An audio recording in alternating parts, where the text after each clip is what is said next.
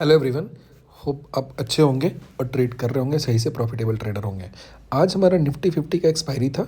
Nifty 50 की expiry में हम देखेंगे आप तो यहाँ पे पता चला कि जो मेरा मार्केट है, मार्केट पूरे टाइम यहाँ पे साइडवेज रह गया। मार्केट में कुछ खास मूवमेंट यहाँ पे आया नहीं। वो इसलिए हुआ कि कल तो यहाँ पे एक बहुत अच्छा मूवमेंट दिया था, आज इसमें कुछ खास मूवमेंट मेरे को देखने को मिला नहीं। तो जब कुछ खास मूवमेंट देखने को मिला नहीं तो कैसे अपने आप को इस चॉपी मार्केट से बचाएं और कैसे पता करें हम कि जो मार्केट मेरा दिया हुआ है वो एक चॉपी मार्केट है। तब देखोगे कि जो रेंज का ऑर्डर यहाँ पे हो रहा है जो भी है, तो ऑल टाइम हाई के पास दिया हुआ है।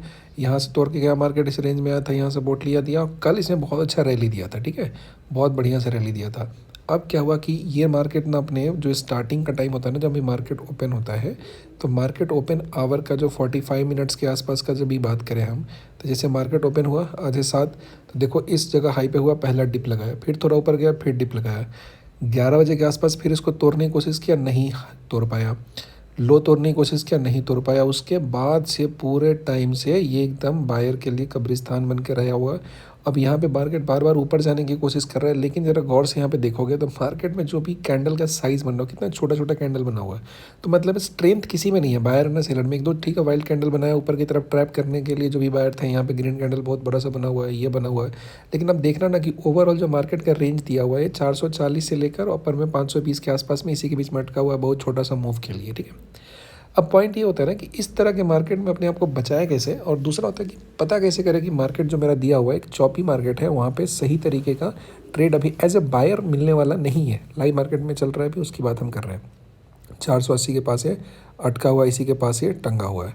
अब ज़रा समझो, एक छोटी सी बात है। इसके लिए आपका कॉन्स्टेंटली ये ओ आई का जो डेटा होता है ये देखना बहुत ज़रूरी होता है। समझ में आ गई बात? मल्टी स्ट्राइक डेटा होता है, ये देखना बहुत ज़रूरी होता है। जैसे मान लो कि डेटा होता है कि इसके लिए पुट राइटर के लिए होता है, कॉल राइटर के लिए होता है, मतलब जो सेलर होते हैं उनके रेफरेंस में ऐसा बनाया गया है। ठीक है, तो जैसे देखेंगे कि कॉल राइट करने वालों की संख्या है, तो ये जो रेड वाला लाइन है तो अचानक से बढ़ते ही जा रहा है। जो इसका दिया हुआ है स्टार्ट ऑफ द डे, यहाँ के बाद से लगभग देखेंगे तो ये बढ़ते गया बढ़ते गया बढ़ते गया, पूरा का पूरा इंक्रीज़ करते गया। ठीक है, उसके बाद देखेंगे पुट राइटर वो भी इंक्रीज़ कर रहे हैं, लेकिन इन दोनों में देखेंगे जो ब्लू वाली लाइन है इसका इंक्रीज़ कम है और इसका ज़्यादा है। मतलब मार्केट में जब कॉल राइटर यानी कि कॉल बेचने वालों की संख्या ज़्यादा होगी, इसका मतलब वो कन्विक्शन में मार्केट ऊपर नहीं जाएगा, तो मार्केट को नहीं जाने दिया ऊपर में। दूसरा है कि पुट राइटर है, इनका भी संख्या यहाँ पे बढ़ते गया, दोनों ने बढ़ते गया।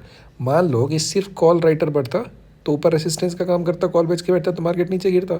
सिर्फ पुट राइटर बढ़ता तो जो हमारा दिया हुआ है रेसिस्टेंस नीचे, जो सपोर्ट दिया हुआ कैसा होता, बहुत स्ट्रांग होता है। लेकिन यहाँ पे ऐसा हुआ ही नहीं, दोनों बढ़े हैं यहाँ पे। देखो इनफैक्ट कॉल राइटर का जो तादाद दिया है वो ज़्यादा बढ़ा हुआ है। कॉल राइटर का जो तादाद दे रखा है ये काफ़ी ज़्यादा है ना यहाँ पे। अब जब ये कॉल राइटर जब बहुत ज़्यादा यहाँ पे बढ़ के हो गए तो कैसे मार्केट को ऊपर जाने देगा। उसके बाद यहाँ पे देखोगे तुम्हारा ये दिया हुआ है कि जो ब्लू वाला लाइन दिया हुआ है, पुट राइटर की बात करें तो पुट राइटर भी बढ़ा है, कम नहीं हुआ। तो अगर मान लो कि पुट राइटर घटना शुरू होता तो नीचे जाता, कॉल राइटर अगर घटना शुरू होता तो ऊपर की तरफ रास्ता साफ होता, मार्केट ऊपर की तरफ उठता। तो इस अलग अलग स्ट्राइक पे इसको इन्वेस्टिगेट करते रहना बहुत ज़रूरी होता है। सेकेंड पे इसका फ्यूचर में भी है, उसके एनालिसिस का अलग कहानी है। दूसरा पॉइंट देखो, यहाँ पे एक काम करना है कि इसमें ये सारे डेटा आपको देखने की ज़रूरत है। जैसे मान लो कि पुट कॉल रेशियो है, तो ऊपर बढ़ने के लिए जनरली एक से ज़्यादा जो पुट कॉल रेशियो ना, पीसीआर डेटा यहाँ पे दिख रहा होगा ना, इस जगह पे पीसीआर डेटा दिया हुआ है, इस जगह पे ये this is the PCR data. तो यहाँ पे जब इस रेशियो एक से ज़्यादा होगा तब मार्केट में अपसाइड के मूव के लिए आप स्ट्रॉन्ग कन्विक्शन रख सकते हो, नीचे है तो नहीं रखेंगे। दूसरा होता है कि यहाँ पे भी देखो जो 500 का इसका रेंज दिया हुआ है, 500 का जो रेंज दिया हुआ है, इस 500 के रेंज पे अगर हम बात करें तो यहाँ पे बहुत बड़ा हर्डल है। जो कॉल राइटर है उसका बहुत हेवी, मतलब यहाँ पे दिया है कॉन्सेंट्रेशन। तो 500 का जो लेवल है उसके ऊपर मार्केट रुकता, सस्टेन करता, तब जाके इसका अपसाइड मूवमेंट 600 के आसपास तक हमको देखने को मिलता। लेकिन क्या हुआ, 500 के लेवल को तो क्रॉस तो किया मार्केट, लेकिन ज़्यादा देर तक वो रुक नहीं पाया और उसके ऊपर का जो नेक्स्ट हर्डल था उसको क्रॉस ही नहीं कर पाया। फिर अल्टीमेटली क्या हुआ, जैसे देखो होता क्या है कि जो 500 पे इतना है दिया हुआ, रेड कलर का जो इतना खम्मा बना हुआ दिख रहा है तुमको, वो दरअसल में कौन लोग हैं, तो वो लोग कॉल राइटर लोग हैं। तो जो कॉल राइटर है वो एक कन्विक्शन में बैठे हैं कि मार्केट है वो उससे ऊपर नहीं जाएगा। लेकिन मान लो कि 500 के ऊपर चला भी गया तो उनका लॉस तो भी मार्जिनल है ना, कम से कम 30-40 पॉइंट और ऊपर जाएगा तब तो उनका लॉस ज़्यादा होगा ना, तब अपना उनका एसएल ट्रिगर होना स्टार्ट करेगा। और तब एसएल ट्रिगर होगा तो मार्केट वहाँ से बूम करेगा, अपने डायरेक्शन में जाएगा। तो पॉइंट ये होता है कि जो भी लेवल होता है, उस लेवल तक हमको वेट करना बहुत ज़रूरी होता है। तब जाके अगर 500 के ऊपर ट्रेड करता, 540 तक मान लो चला जाता, 50 तक चला जाता, तब जाके 500 वाले स्क्वायर ऑफ कर देता तो अपसाइड मूवमेंट जाता, तो ये हो नहीं पाया। दूसरा होता है कि डाउन साइड की बात करेंगे तो 450 तक का जो लेवल है, यहाँ तक अगर वो पहुँचे और इसको ब्रीच करे, उसके बाद यहाँ पे कोई हेवी पुट राइटर का जोन नहीं है। 450 वाला जो जोन है बहुत स्ट्रॉन्ग जोन दिया हुआ है। तो ये पॉइंट हमें लाइव मार्केट में ट्रैक करना पड़ता है। जैसे हम यहाँ पे देखोगे कि पूरे दिन भर की अगर बात करें तो दिन भर में तो हमारा जो कॉल राइटर है इनका जो दिया है नंबर वो इंक्रीज़ किया, लेकिन यहीं पे लास्ट मिनट की अगर हम बात करें तो यहाँ पे तो दोनों का कॉन्सेंट्रेशन यहाँ घट रहा है, यहाँ पे घटते जा रहा है। लेकिन यही क्या होता है कि शॉर्ट का जो नंबर है वो अगर घटता डिक्रीज़ करता है तो शॉर्ट कवर होना स्टार्ट हो जाता है। जो लोग कॉल शॉर्ट करके बैठे हैं उनका नंबर अगर डिक्रीज़ करता है तो मार्केट ऊपर की तरफ बूम करता है। लेकिन ये ऐसा कुछ देखने को मिला नहीं, क्योंकि अच्छा यहाँ पे डेटा देखोगे, जैसे कॉल चेंज हुआ तो कॉल में जो कॉल राइटर है वो -7.82 है, पुट में चेंज -8.2 है, तो दोनों का दोनों यहाँ पे घटना भी स्टार्ट हो गया। तो कोई भी एक साइड जब बायस्ड होगा मार्केट तभी तो अच्छा मोमेंटम आएगा ना। और दूसरा तो एक सिंपल से रूल है कि एक दिन अगर मेरा बहुत अच्छा मोमेंटम दिया है, बहुत सही तरीके का मोमेंटम दिया है, तो ऐसा मोमेंटम फिर अगले नेक्स्ट डे मतलब उतना पोटेंशियल उस मोमेंटम में होता नहीं है, आप उसको ट्रस्ट नहीं कर सकते हो।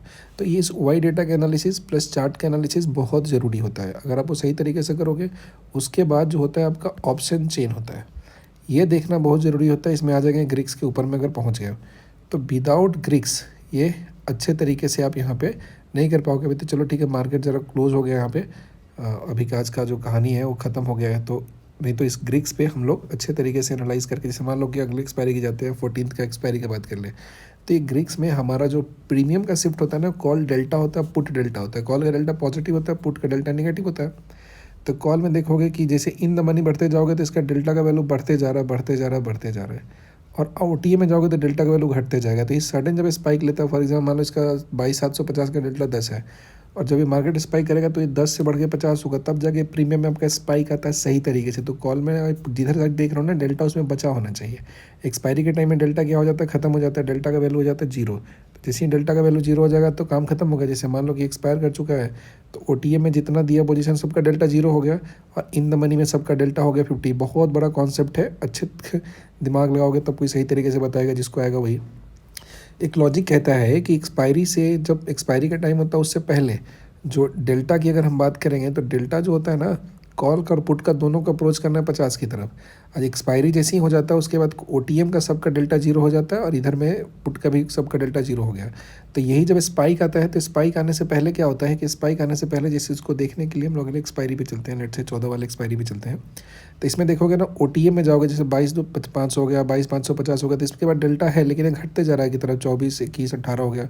पुट में जाओगे तो -23, -20, -17 हो गया। तो यही शिफ्ट का फ़ायदा उठाना पड़ता है। देखते हो ना, प्रीमियम 4 रुपये का 400 रुपये हो जाता है, 300 रुपये। तो यही डेल्टा का चेंज होता है। जैसे मान लो कि डेल्टा का वैल्यू 2 हो गया और वो अचानक से स्पाइक मारा वहाँ पे, तो अचानक से जब स्पाइक मारा तो वही डेल्टा शिफ्ट करके जब 50 की तरफ अप्रोच किया ना, तो बहुत ज़्यादा OTM का प्रीमियम बढ़ता है। तो आपको इसमें देखना पड़ेगा कि आज का मार्केट है उसमें ये चीज़ हो सकता है कि नहीं हो सकता है, क्या उसका ओपन इंटरेस्ट का डेटा क्या कह रहा है, चार्ट क्या कह रहा है, साथ में उसके ग्रिक्स क्या कह रहा है। इस सब का एक मिला के कॉम्बिनेशन तैयार करोगे ना, तब जाके एक अच्छे ट्रेड में आप एंटर कर पाओगे, एक बढ़िया प्रॉफिट वहाँ पे आप बुक कर पाओगे। तो इन चीज़ों को सीखो, सीखने पे ध्यान दो। अगर एक बार सीख गए ना, फिर तो सारी चीज़ें आप आसानी से कर लोगे। उम्मीद करते बातें समझ में आ गई होगी। अगर कोई भी दिक्कत हो तो कमेंट में लिखना ज़रूर, अच्छे तरीके से फिर समझाएंगे। Thank you and bye.